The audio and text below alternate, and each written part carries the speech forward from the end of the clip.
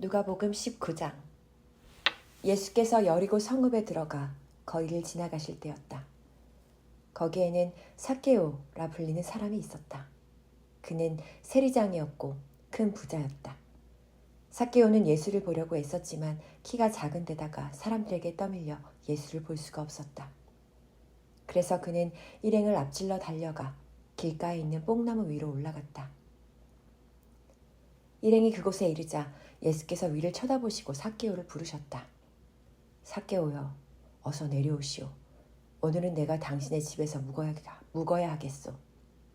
그러자 삭개오는 얼른 내려와서 크게 기뻐하면서 예수를 자기 집으로 모셔들었다. 이것을 보고서 사람들이 서로 수근거리며 아니 예수께서 죄인의 집에 묵으시려고 들어가시다니 하고 말했다. 삭개오는 일어서서 주님 앞에 이렇게 말했다. 주님, 제 재산의 절반을 가난한 사람들에게 나눠주겠습니다.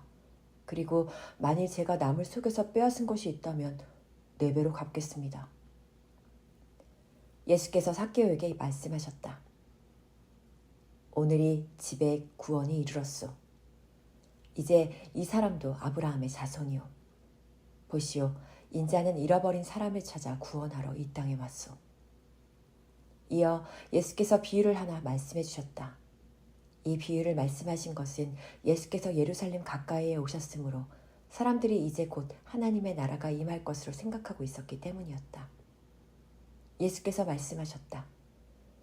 귀족 출신의 어떤 사람이 왕위를 받아오려고 먼 나라로 떠나게 되었소.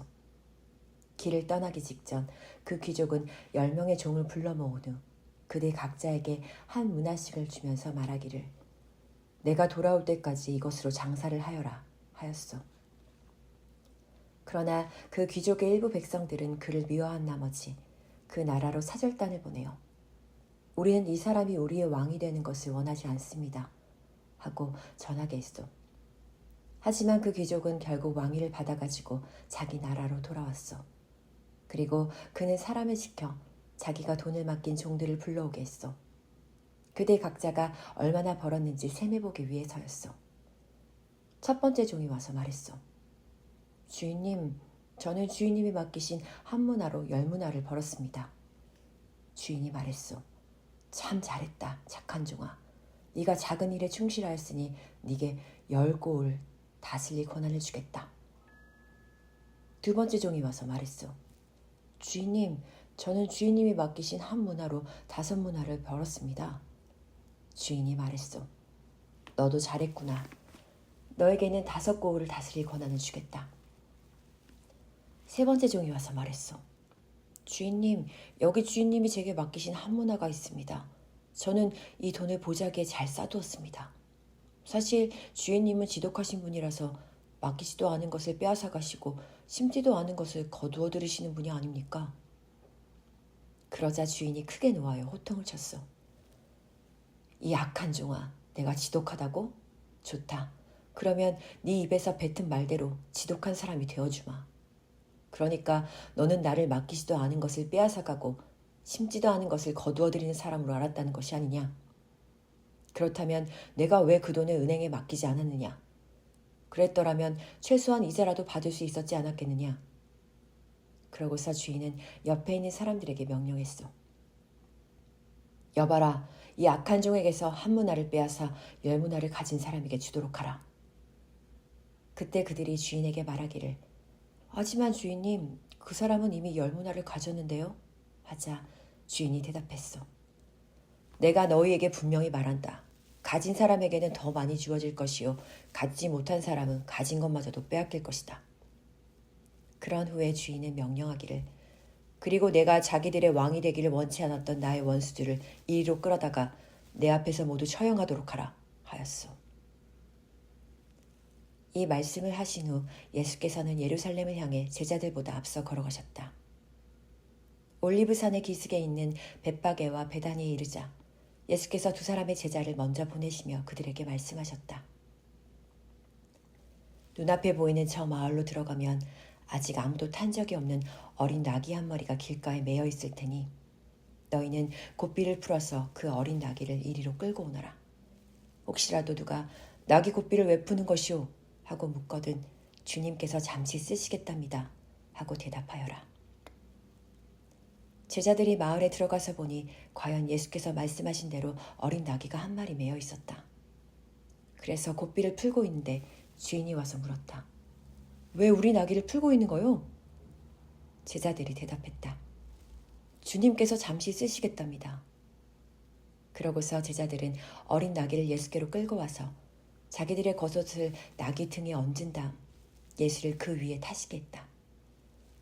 예수께서 나귀를 타고 길을 가시자 사람들이 서로 자기들의 겉옷을 길 위에 폈다. 예수께서 올리브산의 내리막길에 이르렀을 때 지금껏 예수께서 행하신 여러 기적들을 목격해온 수많은 제자들이 크게 기뻐하며 큰 소리로 하나님을 찬양했다. 복되도다 주님의 이름으로 오시는 왕이시여. 하늘에는 평화, 지극히 높은 곳에는 영광. 그런데 이런 광경을 보고 무리 가운데 섞여 있던 몇몇 바리새파 사람들이 투덜대며 예수께 말했다. 선생님, 당신의 제자들을 꾸짖어 잠잠케 하십시오. 그러나 예수께서 그들에게 말씀하셨다. 만일 저들이 잠잠하면 길가의 돌들이 소리칠 것이요.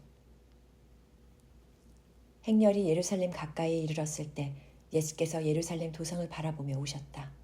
그리고 예루살렘을 향해 이렇게 말씀하셨다. 오늘 너도 내게 평화를 가져다 주는 일이 무엇인지 알았더라면 얼마나 좋았을까. 하지만 지금 내 눈에는 그 일이 감추어져 있어 보지 못하는구나. 장차 심판의 날이 내게 닥칠 터인데 그때 네 원수들이 진을 치고 너를 사방에서 조여들면서 너와 네 자녀들을 멸망시킬 것이다. 그때 네 원수들은 너를 철저히 파괴하여 돌 하나도 다른 돌 위에 얹혀있지 못하게 할 것이다. 그것은 하나님께서 너를 찾아오신 때를 네가 알아차리지 못했기 때문이다. 예루살렘에 입성하신 예수께서는 성전에 들어가셨다. 그리고 거기에서 장사하는 사람들을 쫓아내시며 그들에게 말씀하셨다. 성경에 기록하기를 내 집은 기도하는 집이다 하였건만 지금 당신들은 내 집을 강도의 소굴로 만들어버렸소. 그런 후 예수께서는 날마다 성전에서 가르치셨다. 대제사장들과 율법교사들과 백성의 지도자들은 머리를 맞대고 예수를 죽일 궁리를 하고 있었다. 하지만 사람들이 모두 예수의 말씀을 열심히 듣고 있었으므로 어찌해야 좋을지 방도를 찾지 못하고 있었다.